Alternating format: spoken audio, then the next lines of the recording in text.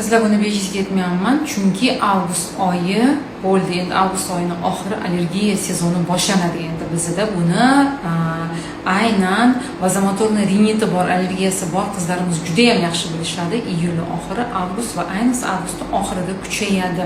O'shaning uchun birinchi navbatda salomatlikni tiklashda ovqatlanish rejimi muhim.